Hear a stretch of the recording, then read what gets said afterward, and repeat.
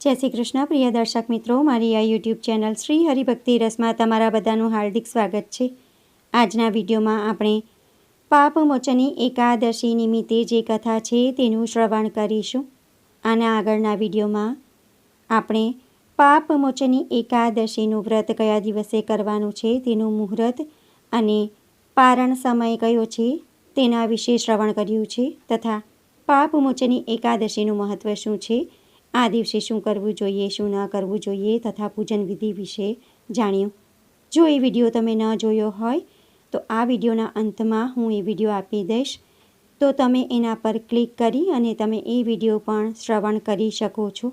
ફાગણ માસના કૃષ્ણ પક્ષની એકાદશીને પાપમોચની એકાદશી તરીકે ઓળખવામાં આવે છે। એવું માનવામાં આવે છે કે પાપમોચની એકાદશીનું વ્રત કરવાથી તથા ઉપવાસ રાખવાથી જાણીએ અજાણીએ કરેલા પાપ નાશ થાય છે તથા આ દિવસે પૂરી શ્રદ્ધા ભક્તિથી ભગવાન શ્રી વિષ્ણુ અને માતા લક્ષ્મીની વિધિસર પૂજા કરવાથી તથા ભજન કીર્તન કરવાથી ભગવાનની અપાર કૃપા આપણને પ્રાપ્ત થાય છે। બધા દુઃખો અને સમસ્યાઓમાંથી મુક્તિ મળે છે, અંતે મોક્ષની પ્રાપ્તિ થાય છે અને ભગવાન વિષ્ણુના ધામમાં સ્થાન મળે છે। પાપમોચની એકાદશીના દિવસે અન્ન અને જળનું દાન કરવાનું ઘણું મહત્ત્વ છે। આ દિવસે અન્ન અને જળનું દાન કરવાથી ગાયનું દાન કરવા જેટલું પુણ્ય પ્રાપ્ત થાય છે। તો હવે આપણે પાપમોચની એકાદશીના દિવસે કઈ કથા શ્રવણ કરવાની છે તેના વિશે જાણીશું। ધર્મરાજ યુધિષ્ઠિર બોલ્યા, હે ભગવાન, મેં ફાગણ માસની શુક્લ પક્ષની એકાદશીનું મહાત્મ્ય સાંભળ્યું, હવે મને ફાગણ માસની કૃષ્ણ પક્ષની એકાદશી વિશે સંભળાવો। આ એકાદશીનું નામ શું છે અને એમાં કયા દેવતાની પૂજા કરવામાં આવે છે તથા તેની વિધિ કઈ છે તે બધું વિસ્તારપૂર્વક કહો। શ્રી કૃષ્ણ ભગવાન બોલ્યા, હે રાજન, એક સમયે માંધાતાએ લોમસ ઋષિને પૂછ્યું, હે મુનિવર, ફાગણ માસની કૃષ્ણ પક્ષની એકાદશીનું નામ શું છે, તેની વિધિ કઈ છે તે વિસ્તારપૂર્વક કહો। ત્યારે લોમસ ઋષિ બોલ્યા, હે રાજન, ફાગણ માસની કૃષ્ણ પક્ષની એકાદશીનું નામ પાપમોચની એકાદશી છે।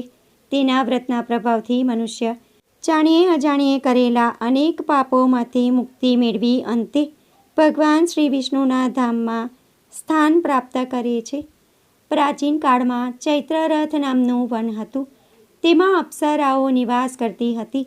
ત્યાં દરેક સમયે વસંત રહેતો હતો, અર્થાત ત્યાં દરેક પ્રકારના પુષ્પ ખીલતા હતા।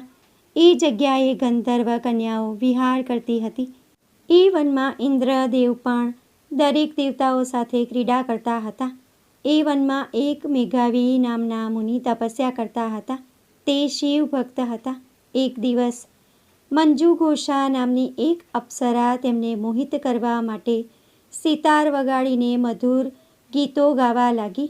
મુનિશ્રી મેઘાવી ફરતા ફરતા ત્યાં જઈ પહોંચ્યા અને એ સુંદર અપ્સરાને આ રીતે ગાતી જોઈને અકારણ જ મોહને વશીભૂત થઈ ગયા। મુનિની આવી અવસ્થા જોઈને મંજુઘોષા એમની પાસે આવી વીણા નીચે મૂકી અને બંને સાથે રમણ કરવા લાગ્યા। દિવસ રાતનું પણ એમને ભાન ન રહ્યું। આ રીતે ઘણા દિવસો પસાર થઈ ગયા। સમય થતાં મંજુઘોષા દેવલોકમાં જવા લાગી। જતી વખતે એમણે મુનિશ્રીને કહ્યું, હે બ્રાહ્મણ, મને હવે મારા લોકમાં જવાની રજા આપો। ત્યારે મેઘાવી બોલ્યા, દેવી, જ્યાં સુધી સવારની સંધ્યા ન થાય ત્યાં સુધી મારી પાસે જ રહો। અપ્સરાએ કહ્યું, વિપ્રવર, અત્યાર સુધી કોણ જાણે કેટલીય સંધ્યાઓ જતી રહી, મારા પર કૃપા કરીને વીતેલા સમયનો વિચાર કરો। લોમેશજી કહે છે, હે રાજન, અપ્સરાની વાત સાંભળીને મેઘાવી ચકિત થઈ ગયા।